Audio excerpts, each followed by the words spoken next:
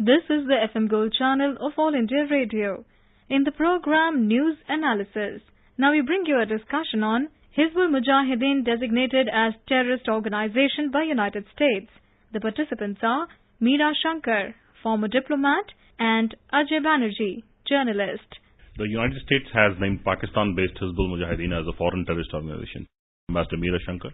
Naming of a terrorist organization as a specially designated global terrorist group, the Hizbul is one of the two most active Pakistan-based terrorist groups operating in Jammu and Kashmir. What does it indicate to India, and is it a diplomatic victory over Pakistan? It's certainly very positive for India because in the past there has been a tendency to see the Hizbul Mujahideen as a Kashmir-centered group and not as a global terrorist organization. This designation of the Hizbul as a foreign terrorist organization by the United States therefore is an advance on the previous U.S. position, and it follows shortly after the designation of Sayyid Salahuddin, the leader of the Hizbul Mujahideen, as a global terrorist. This is certainly very positive for India. Sayyid Salahuddin has been named by the U.S. earlier in the month of July when Prime Minister Modi was visiting the U.S. during that time, just actually a day earlier. What does it mean, naming a person in sanctions, say for a person like Sayyid Salahuddin? Well, it means that the U.S., once it puts an organization or an individual on their list, it means that any assets that group might have within the United States will be frozen, and it means that there will be financial sanctions against the group, and no U.S. entity or organization can have business or financial dealings with that group. Now, the point is these are U.S. sanctions. It could be that other Western countries also take the U.S. lead because there's a lot of consultation amongst them, in which case you might see more Western countries putting the Hizbul on their terrorist organizations list, which will be helpful to India. Hizbul has been operating since 1988-1989 in various forms since militancy started in the state of Jammu and Kashmir in India. Why has it taken so long for a U.S. government or the UN to step in and say these are terrorist organizations? The Hizbul is still not on the UN list. On the UN list, you have several Pakistani organizations like Lashkar-e-Toiba, Jaish-e-Mohammed, you have Taliban, you have Al-Qaeda, you have ISIL. There are many individuals as well as groups which are on the UN list. The difference between, and this is a list under UN Security Council Resolution 1267, and therefore it makes it mandatory for all countries to comply with the sanctions required under this list, and those sanctions include freezing all assets belonging to these groups, preventing them from getting access to arms and ammunition, preventing them from travel, and so on. The difference between the US list and the UN list is that the US list is US specific. It does not mandate other countries. The UN list does. The U.S. State Department yesterday said such designations expose and isolate terrorist groups and individuals and assist law enforcement by U.S. agencies and other governments. Does it actually help in law enforcement, say a Hizbul is banned or sanction is imposed by the U.S.? How will it impact terrorism in Jammu and Kashmir in practical terms on the ground? Well, it may not, because Pakistan continues to provide sanctuary and to be in violation of their UN obligations. For instance, Lashkar-e-Toiba leaders have been moving around freely, even though the Lashkar-e-Toiba is a UN-sanctioned organization, or the Jaish-e-Mohammed, and very little action has been taken. But if you saw more recently that Pakistan did take some token action against Hafiz Saeed, then this was when the Financial Action Task Force, which is an international task force, threatened that action would be taken against them for having failed to implement their obligations. Of course, some of it is smoke and mirrors by Pakistan. In the past, when Lashkar-e-Toiba was put on the UN sanctions list, Pakistan went through the motion of freezing their bank accounts. But what they did was that before freezing their bank accounts, they had already warned them so that they had moved the money out of those accounts and put it in the name of another organization, Jamaat-ud-Dawa and so on.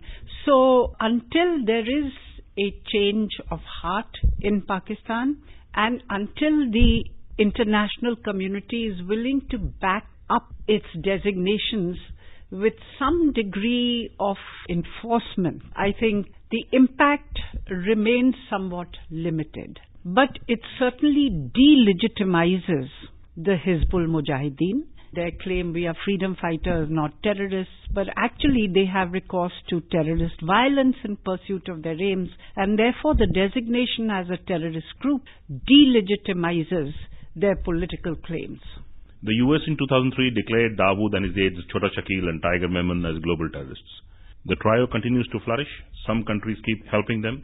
So what is the importance of these US sanctions or these designations when we see Dawood Ibrahim and his D company actually flourishing and threatening people? The recent example in India was the cricket betting scandal where Dawood's men were booked by the police and they were taken to court. They were in absentia taken to court rather. So what does it mean? 2003 to 2017 is 14 years. It means that we have to strengthen both vigilance as well as international action and enforcement on these issues. I think the sanctuary that Pakistan provides is the key. Even Dawood Ibrahim, as well as the others that you have named, are known to be living in Pakistan. Though they are, because of the UN sanctions, they are now more circumspect and in hiding, in a sense, rather than publicly visible as they used to be. A US sanction or a UN ban or a sanction is best implemented when all countries are on board. In this case, clearly Pakistan and some of its cohorts are not on board in implementing such kind of bans, say against the Hizbul or against the Jamatul Dawa or even the Jaish-e-Mohammed or the Lashkar-e-Taiba. How can the UN, with all your experience, kindly tell us, how can the UN bring countries like Pakistan on board to help the world? Well, I think it would have to be countries which have influence with Pakistan who need to step up pressure. The US, Saudi Arabia, these are the countries which would need to step up pressure on Pakistan. China has been stonewalling the issue of bringing Masood Azhar, who's also called Maulana Masood Azhar, the Jaish-e-Mohammed chief, into the UN terrorist banned organizations, or banning that particular entity or his name or Maulana Masood Azhar by name into the banned list under 1267 resolution. Why so? I think that they think that this is part of their overall strategic commitment to Pakistan. And because it's an Indian request, they have not been very helpful. But in the past, there's no logic to the Chinese stand, because in the past, China has gone along with the listing of Jaish-e-Mohammed as an organization under the 1267 sanctions list. Now, the leader of the group, which China has accepted, is a terrorist organization they don't want to sanction. So there is no logic. It's a contradictory stand, and it flies in the face of China's own supposed position of not tolerating terrorism. There is an issue of terrorism in Kashmir. All of us know that. The organization banned yesterday, the Hizbul Mujahideen, is one of the leaders in propagating armed violence and terrorism in the state of Kashmir. There is a new administration in US since January, that is President Donald Trump. His relations with Prime Minister Narendra Modi are well known. They have been speaking to each other on several issues. They met each other several times. Do you think the Trump administration will be more severe on such terrorist organizations?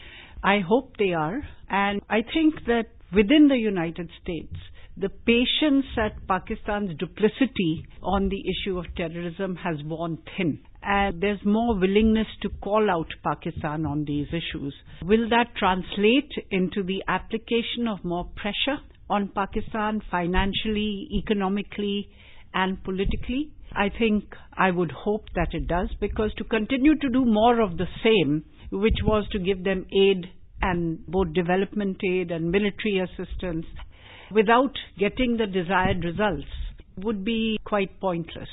All these organizations which are listed under the resolution 1267, the D Company of Dawood Ibrahim, the Lashkar-e-Taiba, Jaish-e-Mohammed, or other such entities, all have bases in Pakistan. Does it not worry that a neighbor so close to us is the base of all terrorist organizations in the world? Yes, I think that this is cause of concern not only for India but for the entire international community. I think it should also be primarily a cause of concern to the Pakistani people, because if you look at what has happened to Pakistan, then their whole policy of covert warfare, strategic depth. It has locked Pakistan into a position of strategic overreach, which is bleeding them economically and dividing them politically and enabling the security state to become bigger and bigger at the cost of the Pakistani people. Where do you see this takes Pakistan? The citizens are trapped in a ploy of an anti-India rhetoric, whipped up by their army and their rulers at time to time, who are aiding and abetting terror through their so-called proxies, which are called Hizbul Mujahideen or Lashkar-e-Taiba.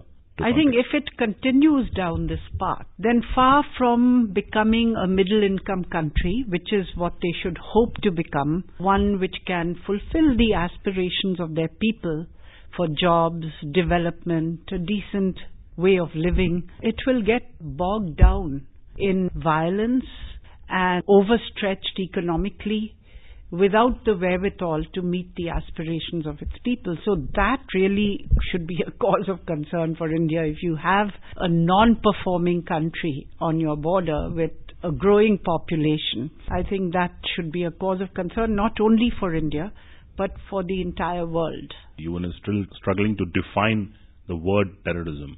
Do you think the time has come for UN to define the word correctly? What does it mean? Any armed struggle against any other country should be forming part of terrorism? I think that this whole issue, the Comprehensive Convention on Terrorism, has got bogged down in political definitions and it needs to move beyond that. There are countries which say that you cannot equate freedom fighters with terrorists. But one man's freedom fighter is another person's terrorist. And I think India's view is that pursuit of any aims, no matter how noble in themselves, if you pursue your goals through the use of force and violence and terrorism, then it is terrorism and should not be accepted by the international community. You cannot continue to have divisions on good terrorism, bad terrorism, and then hope that the international community will be able to deal with this very serious challenge. 9/11 attacks in the US changed everything. US suddenly started seeing terrorism originating from Pakistan in a new light. Otherwise, before that, they were ignorant of the terrorism being conducted from Pakistan-based proxies into Jammu and Kashmir. You think China will realize the gravity of the situation? China has concerns on the Uyghur militants and terrorists, and they also have concerns about the East Turkestan movement. Members of these groups are known to have trained in the areas of Pakistan, Afghanistan, and there is concern in China about the impact of such activities. But Pakistan has been quite swift in acting on China's concern. That has been the difference. But if it continues to cede ground to Islamic radicals and terrorist groups, then its ability to act in future will increasingly get constrained, and irrespective of a desire to please China, they may not be able to. Pakistan's economic link with China, will it help in containing this? Well, we have to see if it helps, because the economic link promises at some levels to provide development and bring prosperity to Pakistan. But at the moment, the criticism in Pakistan is that all these projects are being executed on a turnkey basis by China. It's not providing jobs to the Pakistanis. It's mainly at the moment for the benefit of China. Secondly, it's not aid that the Chinese are giving. It is actually credit. And in the long run, it would mean that Pakistan becomes highly indebted to China, then find itself unable to function fully as a sovereign state. The designation of Hizbul Mujahideen as a terrorist organization by US as seen as another diplomatic victory for India over Pakistan. How time tells, how it changes for us, how it changes in Kashmir, time will tell. Thank you for speaking to us, Ambassador Meera Shankar. You are listening to a discussion on Hizbul Mujahideen designated as terrorist organization by United States. The participants were Meera Shankar, former diplomat, and Ajay Banerjee, journalist. This program was produced and presented by the News Services Division of All India Radio. This program is also available on our website newsonair.nic.in. You may email your opinion about this program at airnsdtalks@gmail.com.